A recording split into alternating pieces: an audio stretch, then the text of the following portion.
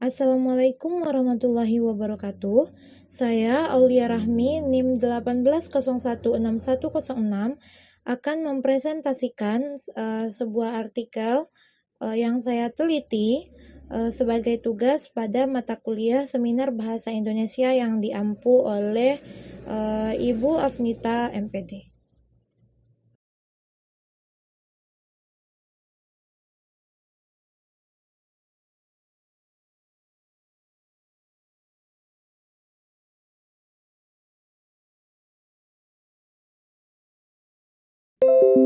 Seperti yang kita tahu bahwa sebuah artikel itu memiliki beberapa struktur, yaitu ada judul artikel, identitas penulis, abstrak dan kata kunci, pendahuluan, metode penelitian, hasil penelitian dan pembahasan, serta penutup. Setelah itu diakhiri dengan daftar pustaka.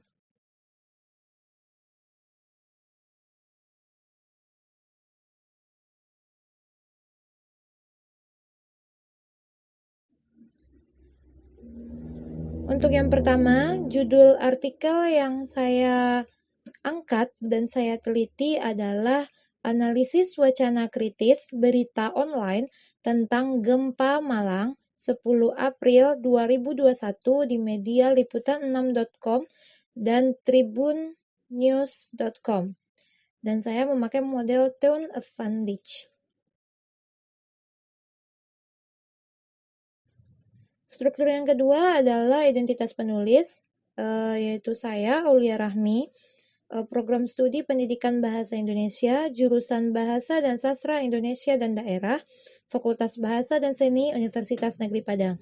Saya juga melampirkan email saya, yaitu arahmi259@gmail.com.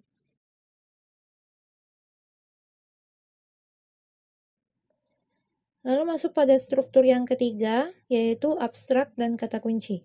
Nah, pada abstrak ini saya menjelaskan tentang apa tujuan dari penelitian ini, metode yang saya angkat, metode yang saya gunakan, dan hasil dari penelitian yang sudah saya lakukan. Nah, tujuan dari penelitian ini adalah untuk mendeskripsikan struktur makro dan struktur mikro serta suprastruktur pada teks wacana berita online gempa bumi Malang 10 April 2021 di media liputan6.com dan tribunnews.com.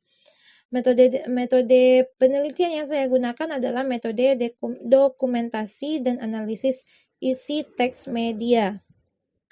Nah, hasil penelitian yang sudah saya lakukan itu adalah menunjukkan bahwa kedua berita dengan tema yang sama dari media yang berbeda memenuhi sebagian besar unsur makro dan mikro. Unsur yang tidak ditemukan adalah unsur mikro retoris, elemen metafora, dan ekspresi. Lalu kata kunci pada penelitian ini adalah gempa bumi, wacana kritis, dan berita online.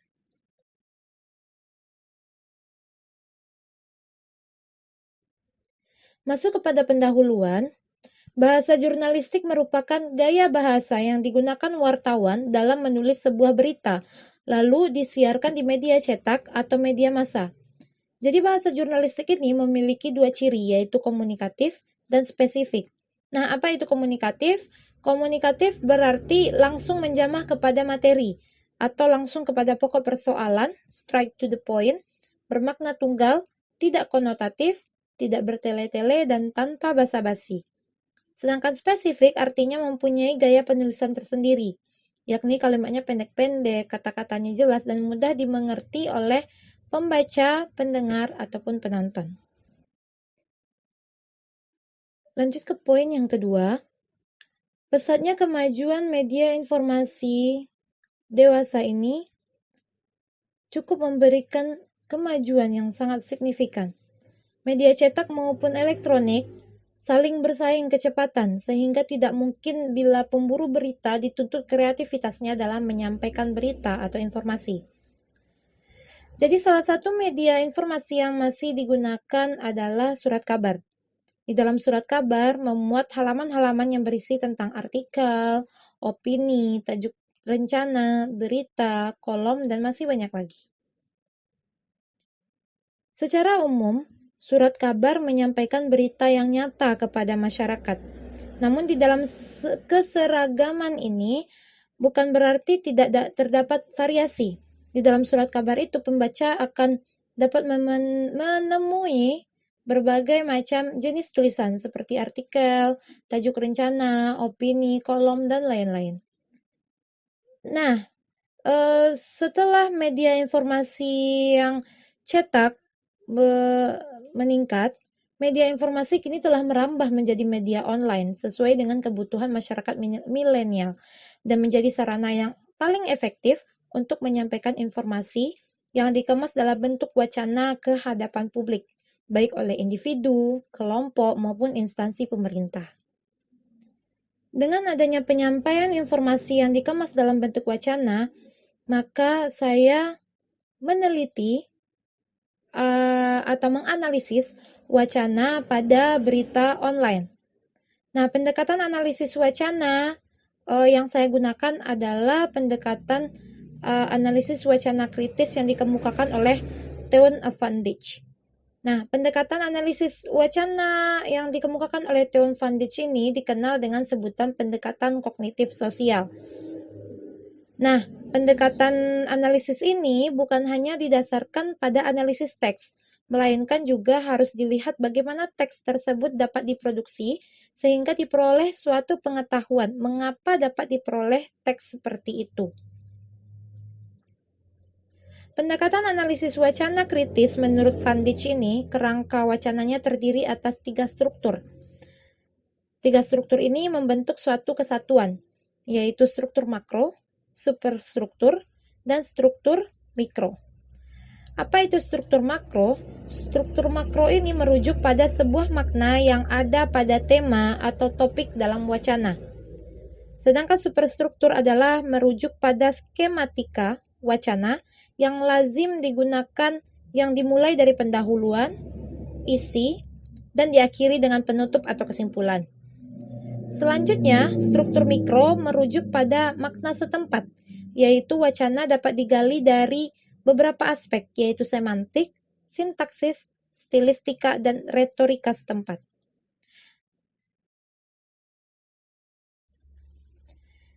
Penelitian ini merupakan penelitian kualitatif dengan menggunakan metode dokumentasi dan analisis isi teks media. Metode dokumentasi dipergunakan untuk mencari data mengenai hal-hal atau variabel yang berupa catatan, transkrip, majalah, agenda, dan lainnya. Proses pendokumentasian ini diarahkan pada wacana berita online dengan tema Gempa Malang 10 April 2021. Data-data yang termuat dalam wacana mengenai berita online tersebut dapat dipergunakan sebagai bukti dalam melakukan penelitian. Penelitian dimulai dengan identifikasi, klasifikasi, dan interpretasi. Penelitian memakai analisis model Theon Van Dijk yang dalam praktiknya melihat pada fenomena-fenomena sosial dalam masyarakat. Subjek dalam penelitian ini adalah media online liputan6.com dan tribunnews.com. Sedangkan objek penelitian ini adalah wacana-wacana pada berita gempa Malang 10 April 2021 yang baru-baru ini terjadi. Analisis digunakan dan dilakukan pada struktur makro, superstruktur, dan struktur mikro.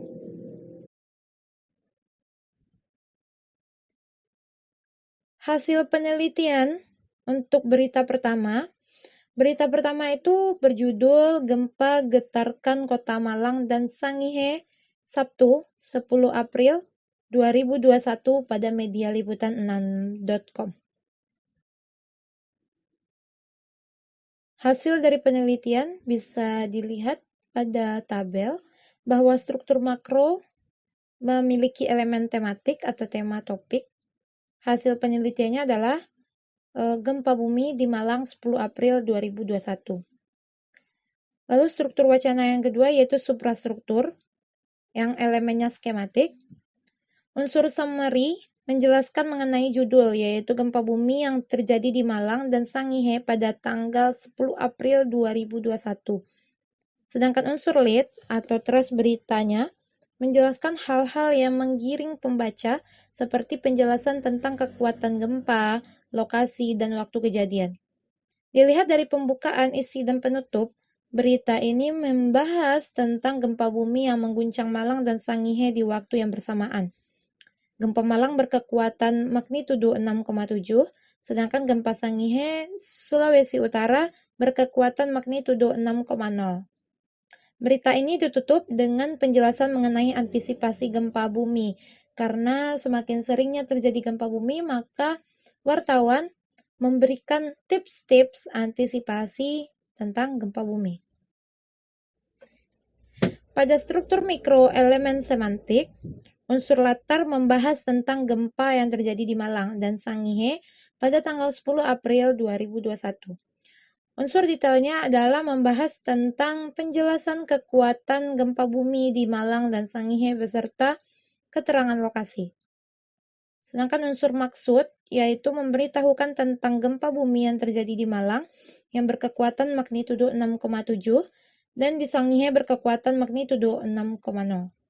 Unsur praanggapan menjelaskan informasi tentang antisipasi gempa bumi kepada pembaca. Lalu ada struktur mikro dengan elemen stilistik leksikon. Unsur leksikon terdapat pada kata lindu yang berarti gempa bumi. Penulis memilih kata lindu yang jarang dikenal banyak orang, namun dapat dipahami dari kalimat setelahnya.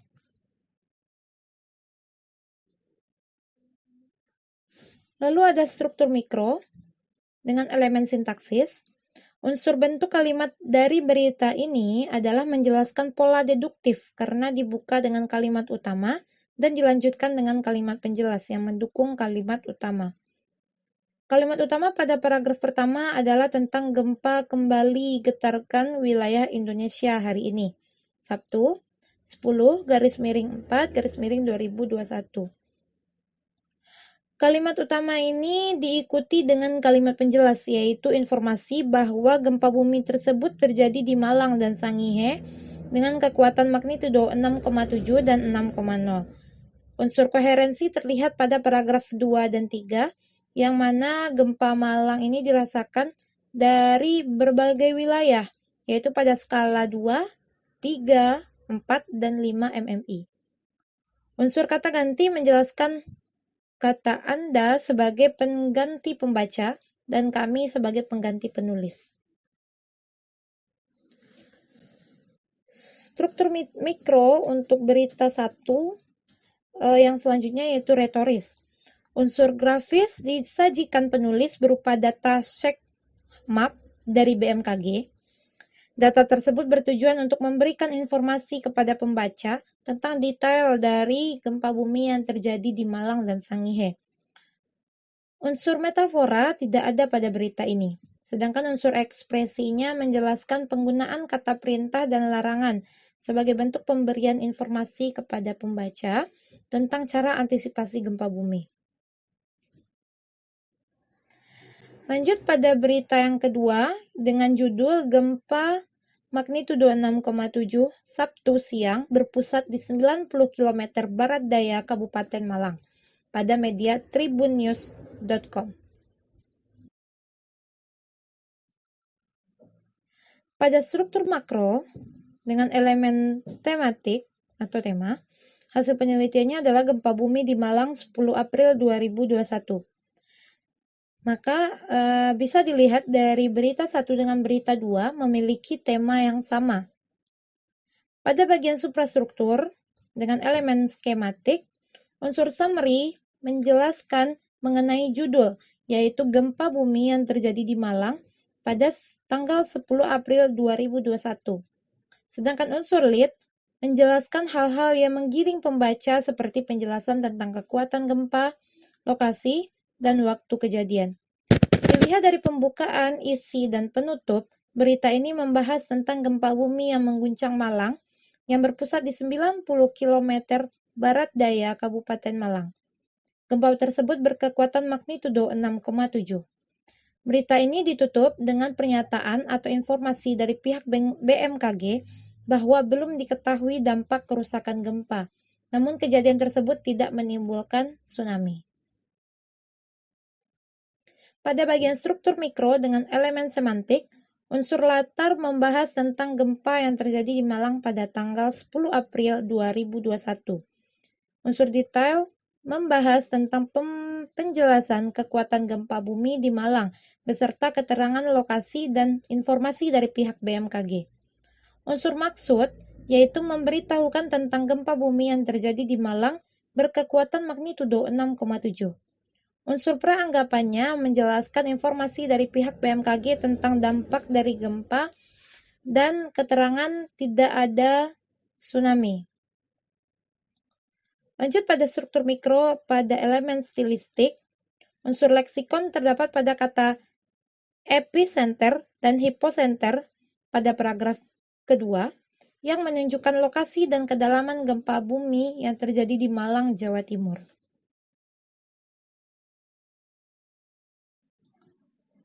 Pada bagian struktur mikro dengan elemen sintaksis, unsur bentuk kalimat dari berita ini adalah menjelaskan pola deduktif, karena dibuka dengan kalimat utama dan dilanjutkan dengan kalimat penjelas.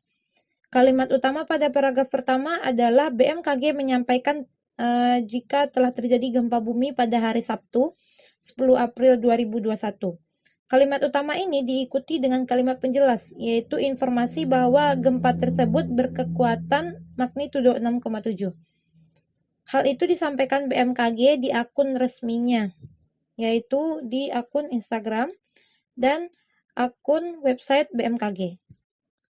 Lalu unsur koherensi terlihat pada ungkapan BMKG yang sebelumnya mengatakan gempa bumi tersebut berkekuatan 6,1, yang kemudian diupdate lagi oleh BMKG menjadi kekuatan magnitudo 6,7. Jadi dari pernyataan pertama dengan pernyataan kedua memiliki hubungan atau keterkaitan.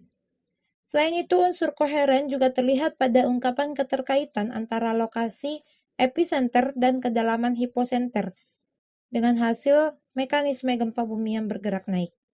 Unsur kata ganti tidak terlihat pada berita ini. Pada struktur mikro dengan elemen retoris, unsur grafis disajikan penulis berupa data shake map dari BMKG. Data tersebut bertujuan untuk memberikan informasi kepada pembaca tentang detail dari gempa bumi yang terjadi di Malang.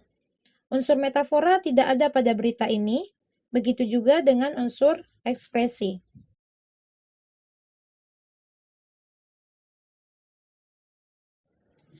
Masuk pada bagian pembahasan, terlihat dari hasil penelitian yang sudah dipaparkan bahwa tema dari kedua berita tersebut dari media online yang berbeda, yaitu liputan6.com dan tribunnews.com, mempunyai suatu kesamaan, yaitu memiliki tema yang sama tentang bencana gempa bumi yang terjadi di Malang pada tanggal 10 April 2021. Meskipun demikian, kedua berita tersebut memiliki judul yang berbeda. Pada berita yang pertama, gempa bumi ini menggetarkan dua kota, yaitu kota Malang dan Sangihe pada hari Sabtu 10 April 2021. Sedangkan pada berita yang kedua dengan judul gempa 6,7 Sabtu siang berpusat di 90 km barat daya Kabupaten Malang pada media tribunnews.com. Pada bagian superstruktur, berdasarkan skemanya, kedua berita tersebut dimulai dengan judul, dan pada bagian lead atau teras beritanya menggambarkan perihal yang menjadi acuan dan menggiring pembaca pada wacana inti.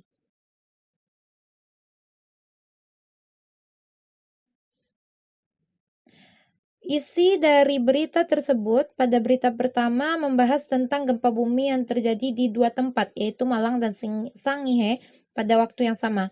Sedangkan pada berita kedua membahas tentang gempa magnitudo yang mengguncang Malang pada 10 April 2021. Berita pertama ditutup dengan penjelasan mengenai antisipasi gempa bumi, sedangkan berita kedua ditutup dengan ungkapan BMKG tentang dampak gempa bumi di Malang. Pada bagian struktur mikro, dengan elemen semantik, pada kedua berita tersebut ditemukan seluruh unsur struktur mikronya berupa latar, detail, maksud, dan praanggapan. Meskipun demikian, latar dari kedua berita tersebut hampir sama, yaitu tentang gempa bumi yang terjadi di Malang, tetapi setiap berita tersebut memiliki gambaran tersendiri mengenai latarnya masing-masing. Berita pertama juga membahas tentang detail, maksud, dan praanggapan dari kedua berita yang berbeda-beda.